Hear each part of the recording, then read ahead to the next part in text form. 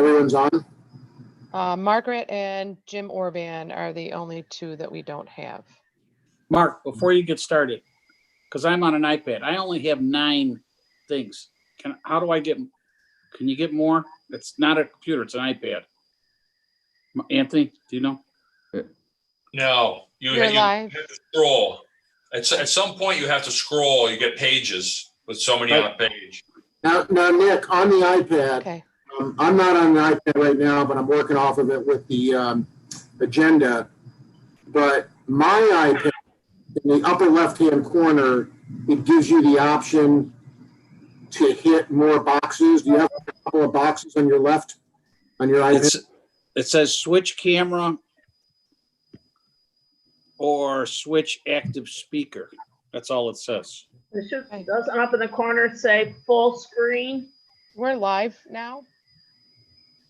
Where, Barbara? In the top left? Top right. Top right. There's It says 4 enter full little screen. dots and there says full screen. If you hit that, Hang on.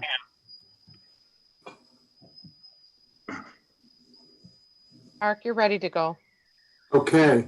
All right, go ahead. I can't. Okay. Thanks for being here and call the meeting to order. And I'm going to ask for an approval of our minutes from May 14th, 2020, our Board of Trustees meeting. second. Okay. I think it was Barbara and Kathy, right, Diana? Yes. Okay. Our preferred action agenda items were all reviewed in finance and facilities under section 221 to 214. And I'll need a motion on to accept those unless there's any questions. Moved. Second. Okay, all in favor? Aye. We do have an action item tonight under section 3.1. Our action items recommend approval of revised conflict of interest policy and procedure.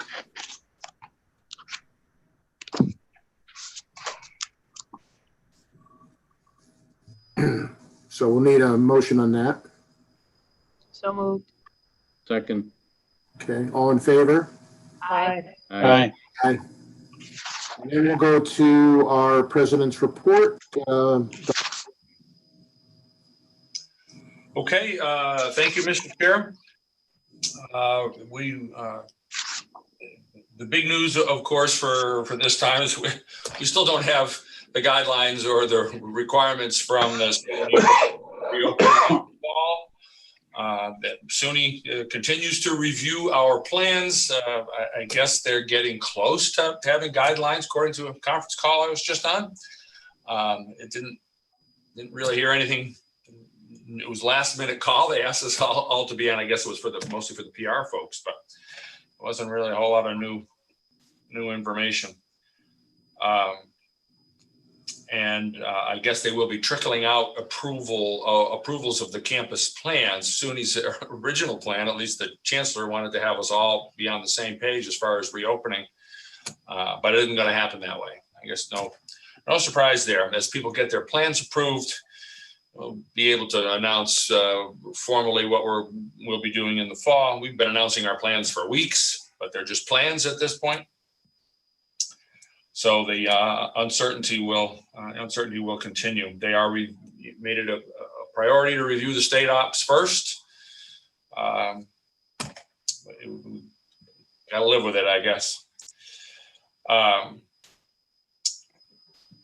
The big news, of course, are the 2 items that were passed in the F&F on Tuesday morning, the voluntary furlough program and the voluntary separation incentive, which will roll out here in the next week or so. Now we have to work with the unions to get MOUs signed on both of those to formalize them. There are required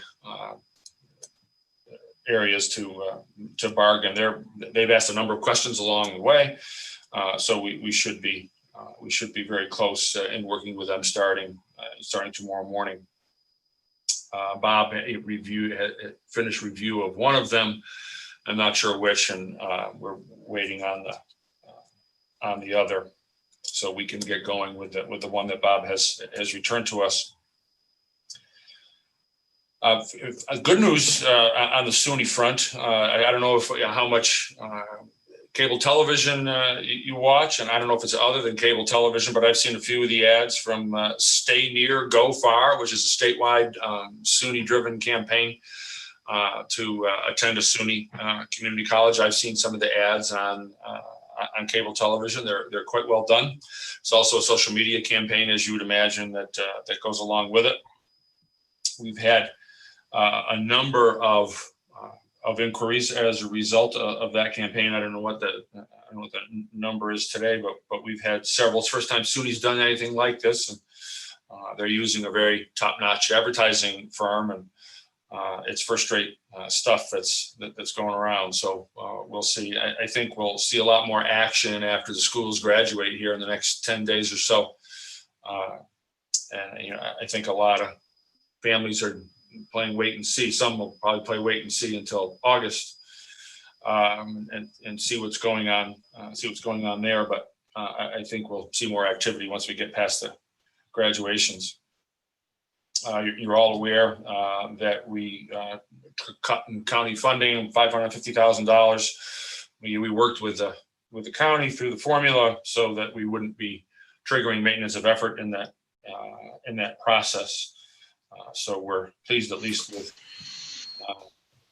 that we didn't trip the trigger in doing that. Enrollment, continues to run down. Starting to get figures from across the state. I haven't heard of anybody who's doing well. When we presidents meet, we're meeting fairly regularly. It was 3 times a week. Now it's down to 2. And some down significantly. Well beyond where we are, at least at the moment. And some struggling to even balance their budgets this year, sadly.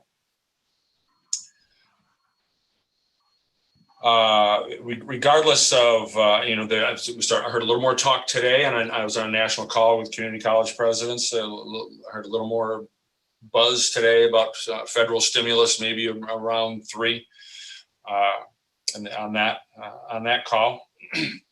So that will certainly help if there's a federal stimulus that either has a set aside for higher education, as CARES Act funding did, or trickles down to us through state and county government.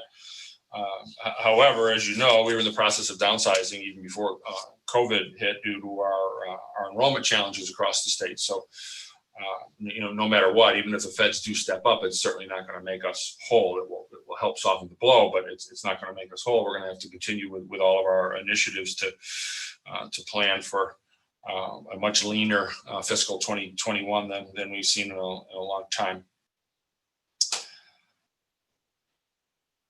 A particular challenge for us, it's been a badge of courage for us for a very long time, makes life a little tougher for us now, is that we're one of the leanest community colleges administratively throughout SUNY.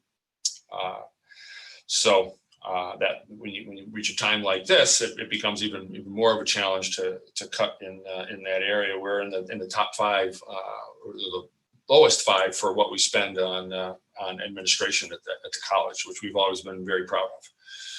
That'll make it a little more challenging trimming things going forward, but we will be leaner. That was a big one. Here at the college, anyway, it was a big one. We will be leaner administratively, in spite of the fact we're already extremely lean administratively come fall. To end on some good news, I'm thrilled that we're going to have a face-to-face graduation event, a drive-through. An email went out to all you board members today. A letter will follow up the old-fashioned way. We hope that you can sign up for an hour or whatever here. There's 3 days, June 29th, June 30th, and July 1. In the afternoon, going up till 6 o'clock, we'll have students driving through. At this point, don't know how many might take us up on that, but I know the student assembly was really hoping for something face-to-face in the process. Our formal ceremony will be on July 25th, and you'll get information on that as well. Obviously, we won't have the usual stage party that we have, meaning that it will be all virtual. But I'm thrilled. I'm so happy that we're able to have a face-to-face event. I'm happy we're on a stage in this process where we can have a drive-through. And I can't thank our graduation committee enough for and Marcom for pulling this all together. It should be a fun day. We'll have a tent to keep us out of the sun or the rain. Well, I guess we have a rain date, but we do have we will have a tent to keep us out of any light rain and out of the sun if it's hopefully a nice sunny day. So please try to participate anywhere in those 3 days where you can. We'll be handing out bags and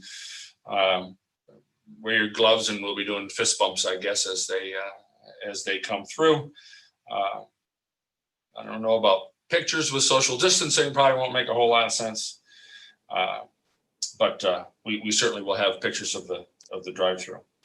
Kevin, Yes. I'm confused. What would you like us to do? We go out there one of those days for an hour? Is that what you're saying? Yeah. Just come on by and help us hand out. You can hand out the bags to the graduates as they come through. And where's this going to be? It's going to be in the parking lot in front of the Student Village. Instead of Student Village? All right. So you'd like us to come out there for an hour, one of those days, as the people come through? Okay. Thank you. Thank you. If you want to come more, fine, but we'd love to have you out there for an hour. And more good news, I hope that the foundation's already planning to have their board meeting on campus in July in the Clee Center with social distancing, and I know the chamber is going to have its first face-to-face board meeting next week up at Traditions with social distancing under the tent. So we're going to plan to have an on-campus board meeting in August for those who can make it and who want to make it. We will find a way to properly social distance everyone, and we will at that point most likely stream, like we're doing here, stream the board meeting to the public, and it would be just the leadership team and the board in the room in order to keep the traffic down and exposure a little further and wider out there. But of course, people can also beam in as you do on occasion in any regular board meeting, and everybody's doing today. But that's the tentative plan for the moment. Hopefully we won't be going backwards like some states, but it doesn't seem to be phasing too many people. That concludes my report, Mr. Chair. Kevin, thanks. Question on the guidelines as it relates to dormitory living. Is there any, what's sort of the sense on that? As far as coming back, is it going to be coming back with roommates, without roommates? But most of this, the big residential campuses are coming back with roommates, but we're not. We're doing all singles. And we're going to phase students back over 4 days instead of having 1 or 2 big move-in days. We're going to phase them back over 4 days. I heard about quite an involved 4-day phased return from an institution where I know the president very well out in Ohio. They've already got their guidelines. They've been working with the state for a long time, and they've already got their guidelines for reopening in fall in Ohio, where the chancellor is going. So we'll be phasing students into the building over 4 days, and they will be all singles. And we'll be testing. Just as precautionary, just for precautionary reasons? But everything we're doing is for precautionary.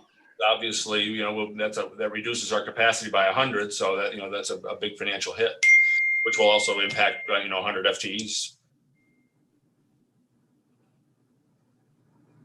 Yeah. I don't think anybody in community colleges is doing doubles. Anybody who's spoken up is doing singles. Kevin, is any portion of the resident halls, is there going to be sort of a place where if there are COVID positive students over the course of the year, they can be quarantined?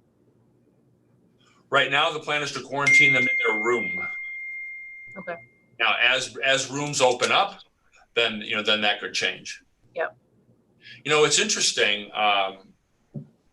We're going to encourage students not to travel, go back and forth from other areas where, where there may be, a higher concentration of COVID patients.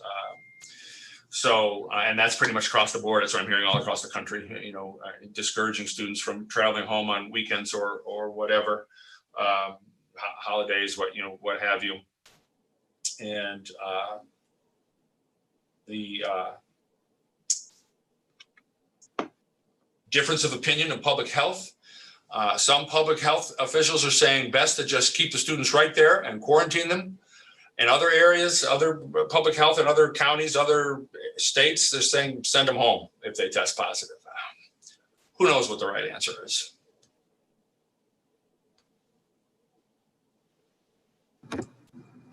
Okay. Thanks, Kevin. Anything else for Kevin? Okay, the rest of the information items are in your packet under section 4. Committee reports are in 5, minutes from Finance and Facilities meeting of June 16th. Do we need to do anything with the committee reports? I forgot. No, for finance, we're good. Okay. And then our next trustees meeting is scheduled for 5 p.m. Thursday, August 20th. Hey, Mark, Yes, sorry. just wanted to add something on the committee report for the VCC Foundation Board. As a representative of the board, Kathy wanted me to just bring up one point. Everything's in your packet, but they are trying to get a $50,000 match from a generous donor to the SUNY Impact Foundation. The foundation has raised $44,500. They're $5,500 short. So she just wanted me to pass that along to the board and any community members you might know to help them get over the top so that they can get an extra $50,000 for a one-to-one match. So I just want to pass that along. Yeah, and that has to be done by June 30th. The match is only available until June 30th right now. Thank you, Mark. Thank you very much. So with that, I'll ask for a motion for adjournment, and thank you all and have a great evening and be well. Thank you all. Thank you. Good night. I'll make the motion. Good night. Second. Good night. Thank you very much. We're adjourned. Thank you. Bye. Bye-bye.